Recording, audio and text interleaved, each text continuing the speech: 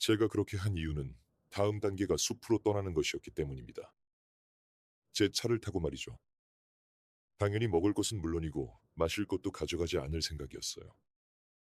그 기간 내내 마실 것조차 전혀 입에 대지 않을 계획이었죠. 몸의 변화가 일어날 때까지 건단식 상태를 유지할 계획이었습니다. 제가 죽지 않을 거라는 건 알고 있었어요. 몸이 어떻게 반응하는지 보고 싶었습니다. 호흡식에 대해서는 언제 알게 되셨나요? 대장 세척 전인가요? 네, 그 전에 알게 되었고 기본적으로 호흡식가가 될 계획이었기에 몸을 정화하며 준비하고 있었습니다. 제 몸이 깨끗해졌고 준비가 되었다는 걸 알고 있었죠. 그래서 숲으로 들어갔습니다. 수박 하나를 챙겨가서 차의 앞 좌석에 놓아두었습니다. 왜 그랬는지는 모르겠어요.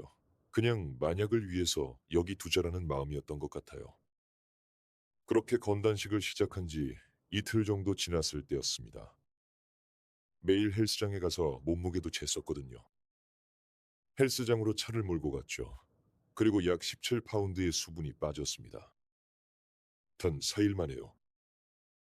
한국 시청자분들은 아마 킬로그램이 더 익숙하실 텐데요. 말하자면 7에서 8kg, 거의 7kg 가까이 빠진 셈입니다.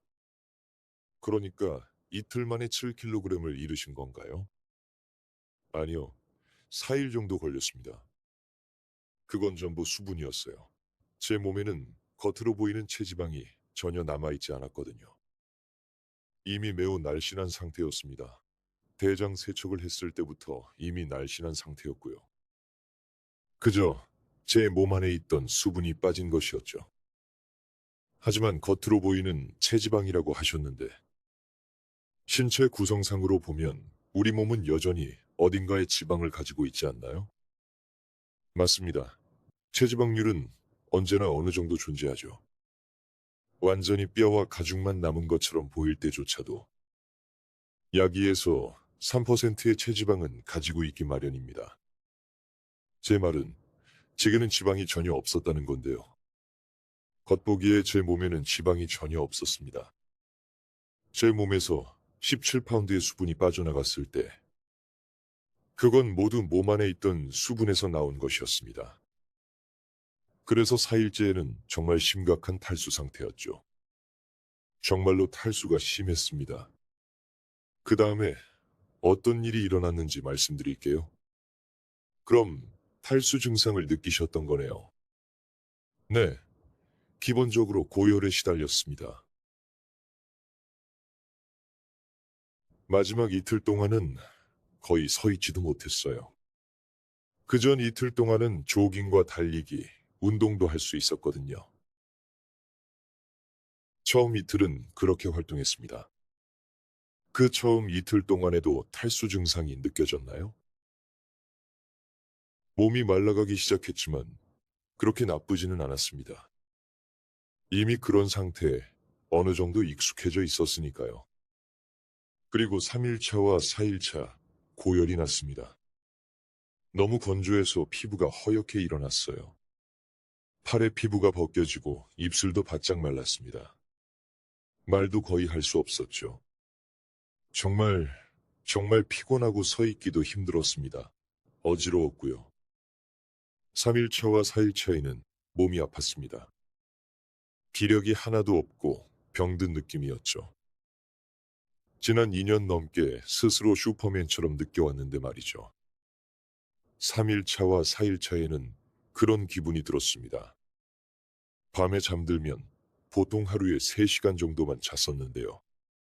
건단식을 하던 그 3일차와 4일차에는 매일 밤 12시간에서 14시간씩 잠을 잤습니다. 그런 증상들 속에서도 두려움은 없었나요? 믿음이 있었나요? 당연하죠. 우리가 모든 것에 대해 완전히 속아왔다는 걸 알고 있었으니까요. 이미 3일을 넘긴 상태였는데 사람들은 3일 동안 물을 안 마시면 죽는다고 하잖아요. 이제는 많은 사람이 그게 사실이 아니라는 걸 알지만요. 그 부분은 정말 힘들었습니다. 4일째 밤에 잠이 들었는데 날짜도 기억나요. 6월 30일이었죠. 그리고 7월 1일에 일어났습니다. 그런데 자는 동안 제가 속임수를 쓴 것 같은 기분이 들었어요. 자면서 무언가를 먹거나 마신 것 같은 기분이었죠. 몸이 아주 충만하고 온전한 느낌이었거든요. 순간적으로 제 자신에게 화가 났습니다. 몸 상태가 좋게 깨어났는데 그러자마자 짜증이 났던 거죠. 상태가 이렇게 좋을 리 없다고 생각했으니까요. 전날까지 상태가 안 좋았기에 이렇게 생각했습니다. 너 자다가 그 수박 먹어버린 거 아니야? 그래서 가서 확인해봤는데 수박은 그대로였습니다. 몇 시간이나 주무신 건가요? 몇 시에 일어나셨는지. 세상에. 아마 14시간은 잤을 겁니다. 사실 언제 잠들고 언제 일어났는지 기억도 안 나요. 너무 혼란스러운 상황이었나요? 네, 그냥 기록을 안 했어요. 신경도 안 썼죠. 지금도 제가 5시 30분인 걸 아는 유일한 이유는 우리가 대화하기로 했기 때문입니다. 그게 아니면 저는 이제 날짜나 시간을 신경 쓰지 않아요. 솔직히 그냥 태양을 바라보곤 제 삶을 삽니다. 또 하나의 가짜 시스템으로부터 자유로워지신 거네요. 네, 맞습니다. 잠에서 깨어난 뒤에 깨달았습니다. 수박을 먹어버린 줄 알고 자신에게 화가 났었는데 가서 확인해보니 수박에는 손도 대지 않았더군요. 그 순간 바로 깨달았습니다. 하룻밤 사이에 제 몸이 스위치를 켰다는 사실을요. 제 몸이 대기 중에서 수분을 흡수한 것입니다. 그것 말고는 설명할 방법이 없어요. 만세. 좋습니다. 대기 중에서 수분을 흡수한다는 말씀은 피부 모공을 통해서인가요? 아니면 호흡을 통해서인가요? 둘 다라고 생각합니다. 몸이 산소와 수소를 받아들여서 그것을 물로 만들고 폐에서 혈액으로도 만든다고 봅니다. 그렇게 작동하는 것 같아요. 실제로 힐튼 호테마의 인간의 고등의식을 보면 혈액이 공기로부터 폐에서 만들어진다는 사실을 언급합니다. 네, 저희 팀도 그 책을 한국어로 번역했습니다. 그럼 사람들이 강에서 수영을 하면 몸이 물을 흡수하게 되나요? 만약 몸의 스위치가 아직 켜지지 않았다면, 호흡식가가 아니라면, 네, 몸이 스펀지처럼 물을 빨아들일 겁니다. 저도 예전에 해본 적이 있어요. 건단식을 하던 중에 호수에 뛰어든 적이 있거든요. 마치 호수 전체를 마시는 기분이었습니다. 네, 저도 그랬어요. 하지만 일단 호흡식가가 되고 나면 절대 몸이 마르지 않습니다. 멕시코에 갔을 때 오렌지 주스를 마셨는데요. 며칠에 한 번씩 어느 정도 정기적으로 마셨습니다. 그냥 먹음직스러워 보일 때 마셨죠. 그런데 주스를 마시면서 이런 생각이 들더군요. 갈증을 느끼지 않는 호흡식 상태의 능력을 잃어버리는 건 아니겠지. 열흘이 지난 뒤에야 저는 결코 갈증이 없다는 걸 깨달았습니다. 갈증도 느껴지지 않고 배도 고프지 않아요. 그 두 가지가 사라진 거죠. 허기는 2016년 5월 이후로 사라졌습니다. 그때 이후로 배가 고팠던 적이 없어요. 몸이 산소를 흡수해서 혈액으로 바꾼다고 말씀하신 건가요? 네, 몸이 공기를 끌어당기는 겁니다. 우리는 배우지 못했지만 공기에는 우리 몸을 구성하는 모든 성분이 들어 있습니다. 전부 다요. 그래서 공기를 들이마실 때 당신은 말 그대로 우리 몸에 필요한 모든 성분을 들이마시는 셈입니다. 그것은 말로 다 표현할 수 없는 자유입니다. 심지어 요리법만을 하고 음식을 먹지 않을 때도 마찬가지죠. 음식이 필요 없다는 걸 깨닫는 순간 그 자유로운 기분은 설명이 안 됩니다. 비할 데가 없죠. 지금까지 당신의 여정을 다뤄봤는데요. 2018년부터 거의 8년이 흘렀습니다. 그동안 음식과의 관계에 있어 또 다른 변화가 있었나요? 아니면 수면에 관한 것이라도요. 편하게 공유해 주세요. 음식에 관해서 말씀드리자면 2018년 당시에 음식을 아예 입에 대지 않았더라면 좋았을 거라고 느껴요. 왜냐하면 한 가지 분명한 건 제가 여전히 맛에 중독되어 있다는 점입니다. 가끔은 여전히 무언가의 맛을 보고 싶어 하거든요. 하지만 제가 얼마나 자주 먹는지 예를 들어 드릴게요. 지난 10월에 누군가 저에게 마지막으로 언제 먹었냐고 물었습니다. 기억을 되짚어보니 지난 5월이었던 것 같아요. 저는 식사를 하지 않습니다. 그런 건 전혀 없어요. 가끔 무언가를 조금 씹어보거나 맛을 보긴 합니다. 하지만 양의 관점에서 보면 제 몸에 넣는 모든 것은 그저 노폐물일 뿐이라는 걸 압니다. 아무런 목적이 없어요. 그저 저를 느려지게 하고 약하게 만들 뿐이죠. 어떤 호흡식가들, 특히 러시아 사람들은 삼키지 않고 음식의 맛만 보기도 하는데요. 당신도 가끔 그렇게 하시나요? 그게 그냥 맛에 대한 중독인 걸까요? 아니면 여전히 삼키는 감각을 느끼고 싶으신 건가요? 가끔은 예를 들어 제 딸과 함께 자리에 앉고 싶을 때가 있습니다. 그럴 땐 맛도 보고 먹기도 하고 싶죠. 제 인생에서 딱 한 번이라도 평범해지고 싶어서요. 사람들이 이 길을 가게 된다면 현재 이 세상에서 살아남기 위해 절대적으로 필요한 길이지만 당신은 다른 모든 이들과는 많이 달라질 겁니다. 가끔은 그것이 힘들 수도 있어요. 힘들 수 있죠. 가족들은 항상 당신이 먹기를 원하니까요. 이런 압박들이 있습니다. 그것들은 우리가 극복해야 할 또 다른 중독의 층위들입니다. 단순히 음식만이 아닙니다. 먹어야 한다는 사회적 압박이 있죠. 가끔 이 길은 당신을 외롭게 만들 수도 있습니다. 하지만 그것은 분명 가치 있는 일입니다. 정말로 돈으로 환산할 수 없는 소중한 경험이죠. 단식이 당신에게 주는 가치는 그 누구도 돈으로 살 수 없습니다. 잠에 대해서 짧게 여쭤보고 그 다음에 질의응답 시간으로 넘어가겠습니다. 시청자분들도 대화하고 싶어 하시니까요. 물론이죠. 수면에 관해서는 제가 짧은 개요와 역사를 말씀드릴게요. 잠을 자지 않는 것이 우리의 본래 모습이었습니다. 우리는 원래 잠을 자지 않았어요.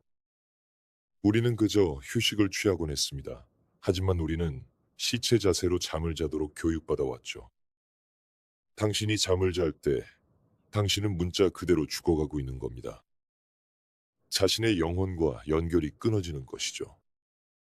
시체 자세라고 말씀하신 게 보통 사람들이 말하는 누워있는 상태를 뜻하나요? 죽어가는 것, 즉 죽음입니다. 미국의 원주민들은 죽음을 거대한 잠이라고 부르기도 했습니다.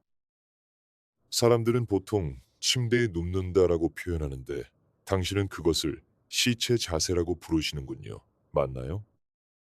저는 그것을 시체 자세라 부르고 작은 죽음이라고 부릅니다. 그럼 거의 눕지 않으시겠네요. 저는 잠을 자기 위해 눕지 않습니다. 만약 잠이 들게 된다면 저는 말 그대로 앞으로 고꾸라집니다. 몸을 웅크린 채로 잠이 들죠. 지금도 여전히 그런 일이 일어납니다. 그렇다면 대신 앉아 있는 것을 권장하시나요? 당연하죠. 제 경험이 아니라 제가 읽은 바에 따르면 억만장자들은 앉아 있습니다.